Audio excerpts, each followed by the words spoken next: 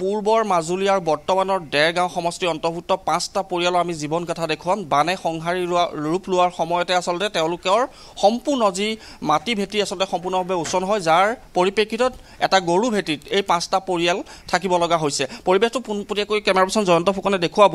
মই কৈছোঁৱেই যে 5টা পৰিয়ালৰ দুৰ্দশা আমি আজি দেখুৱাম পোনপটীয়াভাৱে। গোলাঘাটৰ ডেৰগাঁও বালিজান গৰু ভেটিত এতিয়া আশ্ৰয়স্থল হিচাপে তেওঁলোকে আছে আৰু এই যি গৰু ভেটি আচলতে এই ভেটিতে তেওঁলোকে জীৱন পাৰ কৰিব লগা হৈছে। পৰিৱেশটো দেখুৱাইছোঁ। আমি লোকসকল আছে তেওঁলোকৰ মত জানিবলৈ চেষ্টা কৰিম। তাৰ সমান্তৰালভাৱে পৰিৱেশটো আমি দেখুৱাইছোঁ এটা দুখ লগা ছবি বুলিয়ে ক'ব লাগিব। সংহাৰী বানে ৰাজ্যজুৰি যি তাণ্ডৱ চলালে তাৰ পিছৰ যি পৰিৱেশ, সেই পৰিৱেশ সঁচাকৈ আচলতে দুখজনক। এতিয়া এই যি পৰিয়ালকেইটা, এই 5টা পৰিয়াল এতিয়া সম্পূৰ্ণৰূপে নিজৰ মানে যিহেতু তেওঁলোকৰ এতিয়া সম্পূৰ্ণ ঘৰ ভেটি আচলতে উচন হোৱাৰ পিছত তেওঁলোক ক'ত যাব বা ক'ত থাকিব, তেওঁলোকৰ জীৱনৰ যি নিৰাপত্তা, সেই নিৰাপত্তা এতিয়া নোহোৱা হৈছে। লোকসকল আছে, আমি তেওঁলোকৰ পৰা পোনপটীয়াকৈ জানিম। এটা কথা ক'ব লাগিব যে পূৰ্বৰ মাজুলী সমষ্টিৰ অন্তৰ্ভুক্ত আৰু বৰ্তমান তেওঁলোক অন্তৰ্ভুক্ত হৈছে ডেৰগাঁও সমষ্টিত, ডেৰগাঁও বিধানসভা সমষ্টিত। সেইবাবে আচলতে তেওঁলোকৰ যথেষ্ট সমস্যা হয় আৰু মাজুলীৰ যিগৰাকী জনপ্ৰতিনিধি সেইগৰাকীও তেওঁলোকৰ বৰ্তমানলৈকে কিন্তু খবৰ লোৱা নাই বুলি আমি যে গম পাইছোঁ। আপোনাৰ ওচৰলৈ আহিছোঁ, যিহেতু আপোনালোকৰ এই যি বানত সম্পূৰ্ণ মাটি ভেটি উচন হৈছে, তাৰ পিছত আপোনালোকে আশ্ৰয় ল'ব লগা হৈছে এটা গৰু ভেটিত।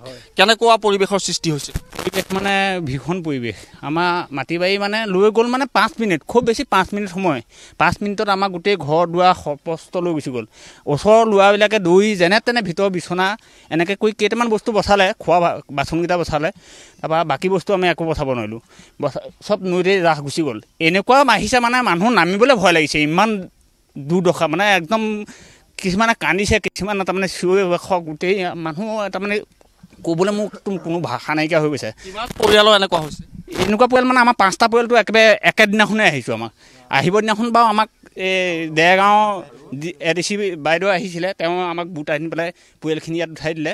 তাৰপিছত গৰু আনিবলৈ যেনিবা মেচিন এখন দিছিলে, আমি সেইদিনাখন আনিলোঁ। পিছদিনাখন গৰুকেইটা যেনিবা আমি মেচিনখনে আনিছোঁ, আনি আমি যেনিবা এতিয়া বৰ্তমান ইয়াতে আছোঁ। এতিয়াও আপোনালোক মাজুলী বিধানসভা সমষ্টিৰ অন্তৰ্গত, মাজুলী জনপ্ৰতিনিধি বা মাজুলী সমষ্টিৰ কোনোবা লোকে আপোনালোকৰ খবৰ খাতি লৈছে নাই? মাজুলী সমষ্টি এতিয়া কোনো আমাক এতিয়ালৈকে খবৰ খাতি একো লোৱা নাই। কিন্তু মাজুলী মানুহ আমি দেখিয়ে পোৱা নাই এতিয়ালৈকে। আমাৰ মাজুলী মানুহ অহা নাই।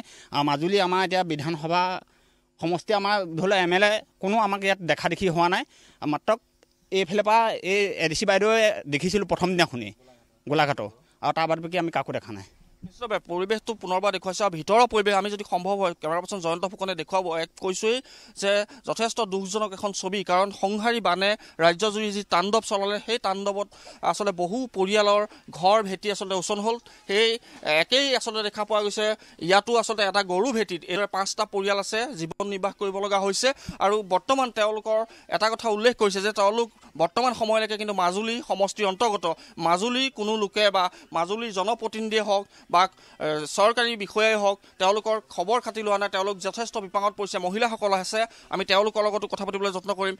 বাইদেউ কি ক'ব, যিহেতু আপোনালোকে আজি এটা গৰু ভেটিত 5টাকৈ পৰিয়াল একেলগে থাকিব লগা হৈছে, আপোনালোকৰ যিহেতু আমি দেখিছোঁ দুৰ্দশা যি ছবিখন আচলতে সংহাৰী বানে আপোনালোকক তছনছ কৰি পেলালে এক প্ৰকাৰ। হয়, 5 মিনিটতে আমাৰ গোটেই ঘৰ দুৱাৰ লৈ গুচি গ'ল আৰু এই গৰু ভেটিতে আহি আমি থাকিলোঁহি। আকৌ বস্তু উলিয়াবলৈ নাপালোঁ।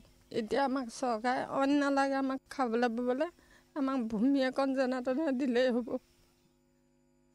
এক হৃদয় বিদাৰক বুলিয়ে ক'ব লাগিব। আমি দেখুৱাইছোঁ পৰিৱেশটো, কেমেৰাপাৰ্চন জয়ন্ত ফুকনে দেখুৱাইছে। আৱেগিক হৈ পৰিছে সকলো, কিয়নো তেওঁলোকৰ যি সপোন আছিলে সেই সপোন ক'ৰবাত নহয় ক'ৰবাত থান বান হৈ গৈছে। বলিয়া বানে আচলতে তেওঁলোকৰ যি ঘৰ ভেটি আচলতে উচন কৰিলে, তাৰ পৰিপ্ৰেক্ষিতত এইদৰে তেওঁলোকে আশ্ৰয় ল'ব লগা হৈছে এটা গৰু ভেটিত। আৰু লোক আছে, আমি জানিবলৈ চেষ্টা কৰিম। যিহেতু এয়া দুৰ্দশাৰ ছবি, ৰাজ্যজুৰি যি বানৰ তাণ্ডৱ, তাৰ পিছত আচলতে বান শেষ হোৱাৰ পিছৰ যিখন দুৰ্দশাৰ ছবি আমি দেখুৱাইছোঁ। দাদা আপোনাৰ ওচৰলৈ আহিছোঁ, যিহেতু আমি কৈছোঁৱেই যে এই বলিয়া বানে আচলতে ৰাজ্যজুৰি সংহাৰী ৰূপ ল'লে।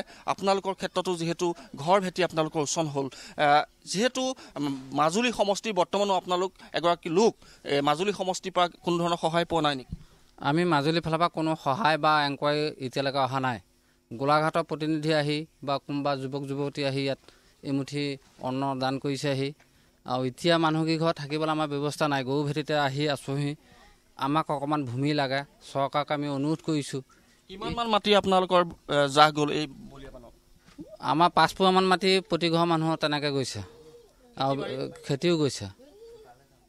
এনেকৈ গৈ গৰু এতিয়া ৰাখিবলৈ ব্যৱস্থা নাই। চৰকাৰক আমি বিনম্ৰভাৱে অনুৰোধ কৰিছোঁ যে এই 5টা পৰিয়ালক ভূমি অকণমান দি আমাৰ পৰিয়ালকেইটা যাতে উদ্ধাৰ কৰে। পুনৰবাৰ কেমেৰাপাৰ্চন জয়ন্ত ফুকনে দেখুৱাব সমগ্ৰ দৃশ্য। মই কৈছোঁৱেই যে এক হৃদয় বিদাৰক ছবি বুলিয়েই ক'ব লাগিব, কাৰণ সংহাৰী বানৰ পিছত যি সকলোকে তছনছ কৰিলে আৰু সেই তছনছ কৰাত আচলতে দিশহাৰা হৈ পৰিছে সকলো লোক। যুৱক আছে, এগৰাকী যুৱক আছে, আমি তেওঁৰ পৰা জানিবলৈ চেষ্টা কৰিম। দাদা, যিহেতু আমি দেখিছোঁ এই ছবিয়ে কথা কয়, এই এটা গৰু ভেটিত আপোনালোকৰ এতিয়া শেষ আশ্ৰয়স্থল হিচাপে আপোনালোকে ল'ব লগা হৈছে, কিন্তু ইয়াৰ সমাধান, যিহেতু আপোনালোকৰ পৰিয়ালকেইটা এই গৰু ভেটিটো সদায় থাকিব নোৱাৰিব, ইয়াৰ সমাধান কেনেকৈ বিচাৰে? এতিয়া আমি এটা কথাই ক'বলৈ বিচাৰোঁ, যিটো নদী মাজুলী যিটো মানে পানীৰ সমস্যাটো থাকেই, সেইটো আমাৰ বিশেষ অসুবিধা নহয়। 1 নম্বৰ অসুবিধা হ'ল খহনীয়াটো। খহনীয়াটোৰ প্ৰতিৰোধ চৰকাৰে কৰিব পাৰে। এনেকুৱা হৈছে, এতিয়া মাজতে দেখিছোঁ বাঁহৰ গোছ কেইটামান পুতিছেহি। আগৰ দিনৰ মানুহে হ'লে সেইটো মানে চেপা পতা ভেটা দিয়ে। এতিয়া ইয়াতে দেখিছোঁ আগত ধৰক এইখিনি তাতে মেঠাৰি বনালে, এই বাৰিষা মানে বেল চাই পানী টুকি টুকি মেঠাৰি বনাইছে, আৰু সেই মেঠাৰিটো বনোৱা জহতে এই মানুহখিনি আজি এইটো অৱস্থা হ'ল। সেইখিনি মেঠাৰিটো নিদিয়া হ'লে আজি এই মানুহখিনি এইটো অৱস্থা নহ'লহেঁতেন। কিন্তু সেইটো কৰিবলৈ যাওঁতে ঠিকাদাৰ ওপৰমহলৰহে লাভ হ'ল, কিন্তু এই মানুহখিনি লোকচান হ'ল। এটা সম্পূৰ্ণ ভূমি যা গৈছে।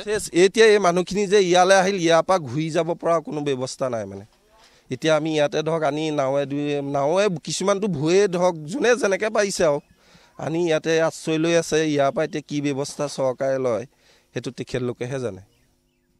নিশ্চিতভাৱে, আৰু আমি সম্ভৱ হ'লে দেখুৱাম যে পশুধন আৰু তেওঁলোক একেলগেই আচলতে ইয়াতে সহবাস কৰিব লগা হৈছে, আৰু বহু পশুধন আচলতে এই বলিয়া বানত উটি যোৱা বুলিও তেওঁলোকে উল্লেখ কৰিছে। পৰিৱেশটো দেখুৱাইছোঁ। এয়া পশুধনসমূহো তেওঁলোকে এইদৰে এই যি ওখ আচলতে হাইলেণ্ড নিৰ্মাণ কৰি থৈছিলে, ইয়াতে আচলতে তেওঁলোকে ৰাখিছে। তাৰপিছত আচলতে তেওঁলোকৰ কি হ'ব বা ভৱিষ্যতৰ তেওঁলোকৰ যিহেতু ভূমি বৰ্তমান তেওঁলোকৰ যা গৈছে বলিয়া বানত, তাৰপিছত তেওঁলোকৰ কি হ'ব বা তেওঁলোকৰ আশ্ৰয়স্থল ক'ত হ'ব, তাক কিন্তু লৈ এতিয়া চিন্তিত হৈ পৰিছে। হয় সাৰংগ, এই মুহূৰ্তত আপোনাক ধন্যবাদ জ্ঞাপন কৰিছোঁ।